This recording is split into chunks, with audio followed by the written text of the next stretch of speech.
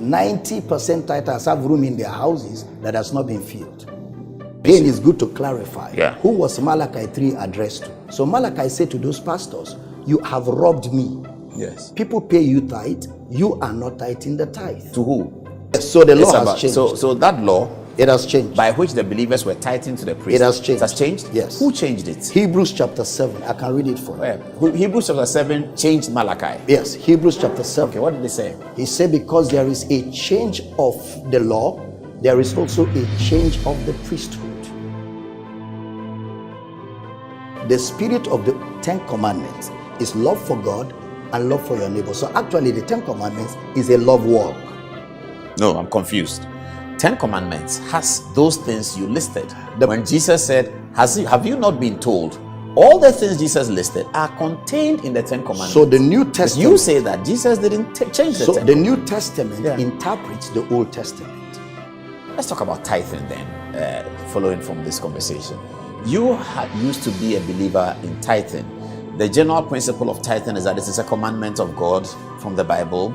It was first done by Abraham to Melchizedek. It was expected to sustain and promote Abraham's wealth. It has been used by pastors to say that the devourer will be rebuked for your sake. Did you say some of these things? Did you used to say some of these things? Now, this is the foundation you need to understand about me. When I came into the ministry, learning from those that were ahead of me. So whatever they taught, I taught. Whatever they did, I did.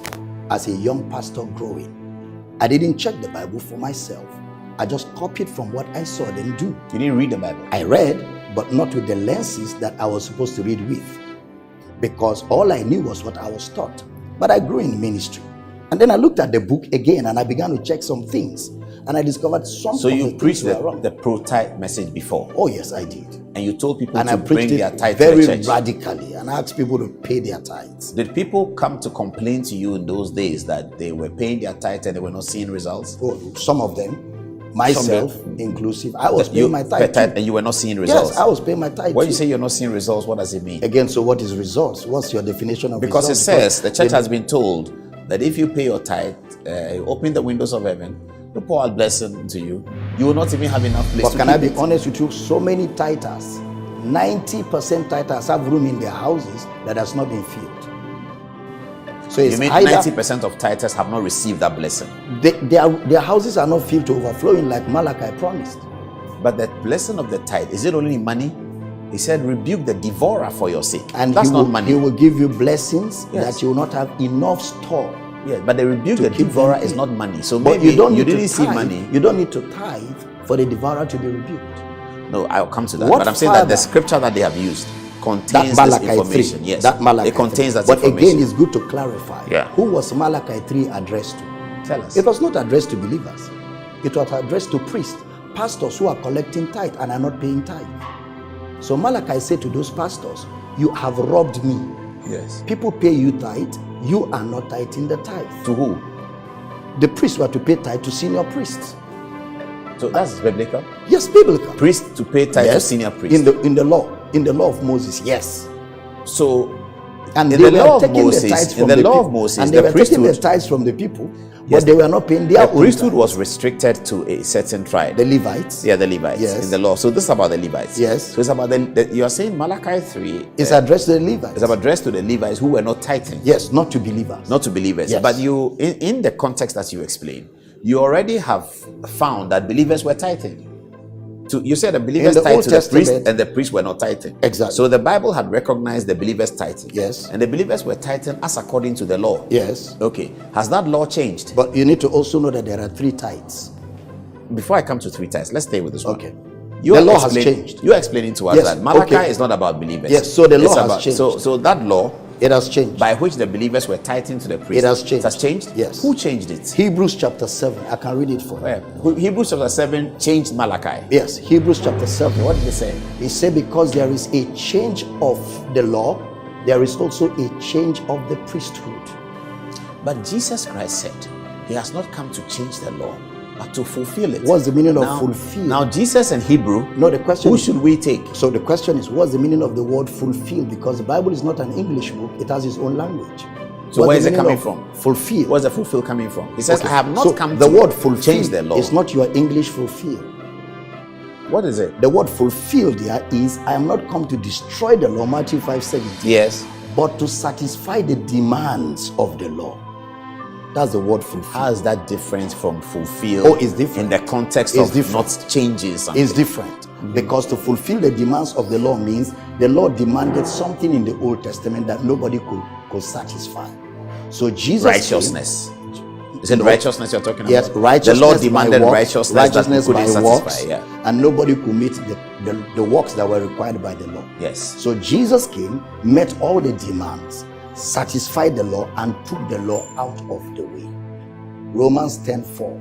Christ is the end of the law for righteousness. Absolutely. To everyone who believes. So how? So he took the law. So out which of the laws did he change? All of it? He changed all the laws of Moses, 612 of them. So obey thy father, thy mother and father, and your days may be long. That's Has been not the replaced law. with what? That's not the law.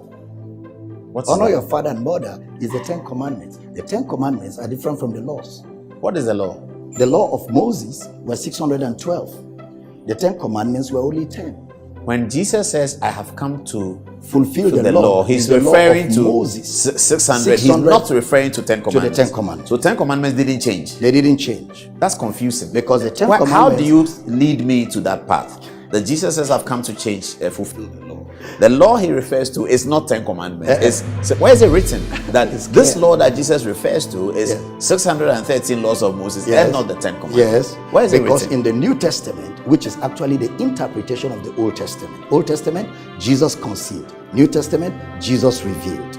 Old Testament, types, shadows, prophecies, promises. New Testament, types, shadows, prophecies, promises fulfilled in the reality, which is Christ. Now, so when you read the Old Testament has two things.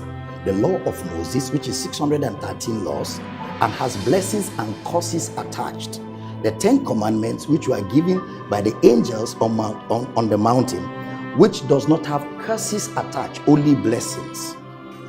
Jesus comes and talks about them in the New Testament, in the Gospels, as 2 commandments.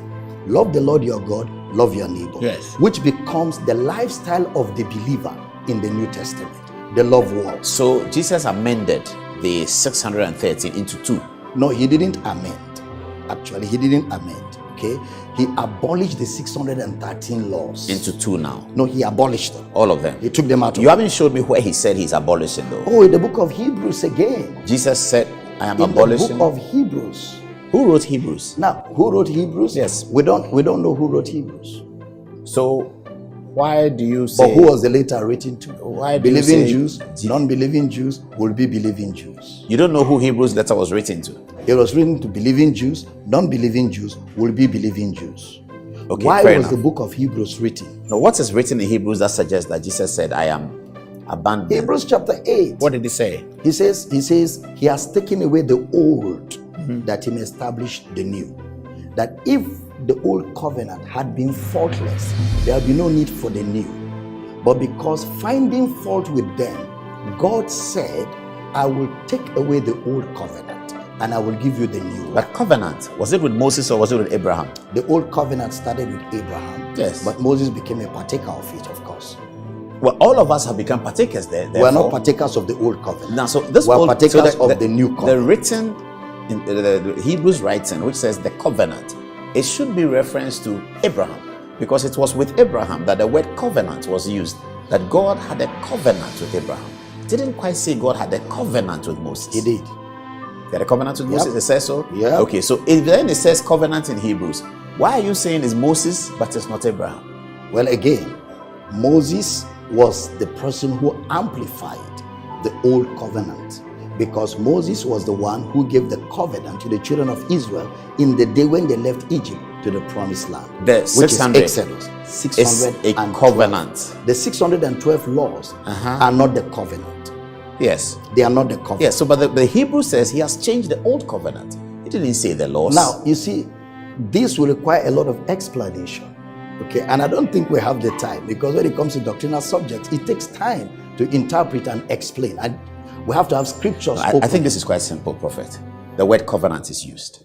Jesus says, I've come to change the covenant. No, you he said didn't say I've come to change the covenant. That's what you told me that he said in Hebrew. I said in the book of Hebrews, God took away the old covenant to establish the new one. How do you know Hebrews that? chapter 8. It's right there. What did he say? What are the words? He says, this is the covenant that I will make with your fathers. So he used the word covenant. And what's the word covenant? Now the covenant he made with our fathers was made with Abraham. The covenant and it has to do with the circumcision. So the covenant there is not your English covenant. And the covenant had nothing to do with the circumcision. The word covenant is the Hebrew word epangelia. Epangelia means a self-fulfilling promise. That is, God made a promise to Abraham that only God will fulfill. He didn't need Abraham to have any part in the fulfillment of that promise, epangelia. And that self-fulfilling promise. So the word covenant used is not appropriate. It's not the English covenant. It's Bible covenant, which is epangelia from the original. Fair enough. Which means how does it then refer promise to Moses excluding Abraham? Well, he will refer to Moses excluding Abraham because Moses is the father of the law. The law was given by Moses. The law was given by Moses. The scripture said covenant, it didn't say law. Well, again, you need to understand that under the old covenant, where Moses operated, he gave laws under that covenant. So we should understand covenant in Hebrews to mean the law of Moses. No, plus the promise of God. All of that context, however, the Ten Commandments remain sacrosanct. That hasn't changed. They remain sacrosanct. Where do you get that from? That's what the Bible teaches. That the Ten Commandments remain sacrosanct. Yes. But the law of Moses has gone. That's why Paul in Ephesians will say to children, honor your father and mother. For this is the great commandment with a promise, not with a curse. When Jesus Christ said, I have come to fulfill the law, he was come to meet the demands of the law. Yes, when he said that, he was asked questions about the Ten Commandments. He wasn't asked questions about the law of Moses. No. He was asked questions about a man has done so. No. That's not. He was dealing with the law of Moses. He said, you have heard it has been said of old, thou shalt not steal, thou shalt not kill, thou shalt not commit adultery, thou shalt not covet your neighbor's stuff. But I say. And these are all the law, not the Ten Commandments. These are the laws, yes. The Ten Commandments doesn't have thou shalt not commit adultery. Well, the Ten Commandments have thou shalt not commit adultery. Yes, it does. Certainly but does. Remember, the spirit of the Ten Commandments is love for God and love for your neighbor. So actually, the Ten Commandments is a love walk. No, I'm confused. Ten Commandments has those things you listed. When Jesus said, have you not been told? All the things Jesus listed are contained in the Ten Commandments. So the New Testament. You say that Jesus didn't change the Ten Commandments. So the New Testament interprets the Old Testament. In the New Testament, which is the interpretation of the Old Testament, things are made clearer. The law is set apart from the Ten Commandments. The teaching of the Ten Commandments is a love walk. Thou shalt love the Lord your God. Thou shalt love your neighbor as yourself. Now, when I love you, I won't steal from you. When I love you, I will not defraud you. My point here is, so the point Prophet, is my point is the distinction between the law of Moses and the Ten Commandments. Yes. You say the law of Moses is gone. Yes. But the Ten Commandments is not gone because now Jesus Christ is the one who said that I have come to fulfill the law. And when he said it, he was talking about 10 commandments. No, he wasn't. Okay, I will say that he was talking about 10 commandments because the things that he predicted the statement, as you yourself have just said, thou shalt not, all the thou shalt not, he said, when he was telling his audience that you have heard that they said thou shalt not do XYZ. Those XYZ was a direct reference to the 10 commandments. You say that those prohibitions, thou shalt not, those prohibitions, you say, whilst I in the 10 commandments, you say also contained in the law of Moses. But you see, the point is, you're asking me questions and you're not giving me enough time to explain the answers. I just want to clarify. 10 commandments, so for you to get clarity, I've got to explain. And I need all the time. Let's explain one more, then we move to tithe. Okay, so good.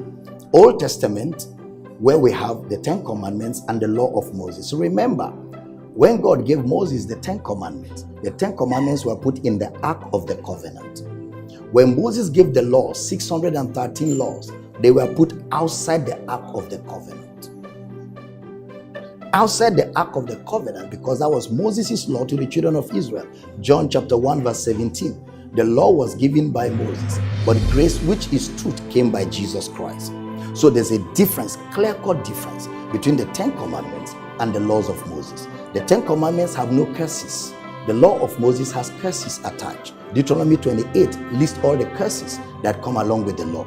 So what Jesus came to fulfill was the law and take it out of the way. But we still have the 10 Commandments. The 10 Commandments, which is our love law. That we should obey. Well, the obedience of the 10 Commandments is what Christ has done in the heart of the believer.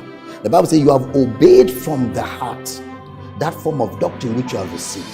Philippians 2 says, work out your salvation. Verse 13 says, for it is God that worketh in you, both to will and to do of his good pleasure. So there's the outworking of Christ's life in the believer, which is reflected in the love law. Okay, so 10 Commandments is 2. Love thy Lord thy God with all thy heart. Love thy neighbor as thyself. 2 of them. Law of Moses, gone. Gone. Tithe was in the law of Moses. Tithe was in the law of Moses. So it's gone. Tithe is gone because in the New Testament church, there was no tithing. Ephesians chapter 2 verse 20. He says that in the New Testament is built on the foundation of the apostles and the prophets, Jesus himself being the cornerstone, which means Christianity is apostolic and historic, which means what Jesus never did, we're not supposed to do. What the apostles never did, we're not supposed to do. What they did, we're supposed to do because it's apostolic and historic. So in the New Testament, Jesus never spoke in tongues, or we take that from the apostles. Jesus never, but we'll take it from the apostles. Okay, so we can do what Jesus did and what the apostles did. Okay, I'll come to that in a minute about that one. So the tithing has been taken out. The tithing has been taken out. For the reason that what? It is unrighteous? But no, for the reason that there's a legalism in it. That legalism is what Jesus took out. But there are lessons from the tithe. Romans chapter 15 verse 4 tells us. I need to break that down. Yes. The legalism of the tithe is what has Jesus been taken took away. That if you don't pay the tithe, you don't You're get under this. a curse. That if you don't do this, you don't get this. That has been taken out. Whatever the tithe provides, yes, you can get it without tithing.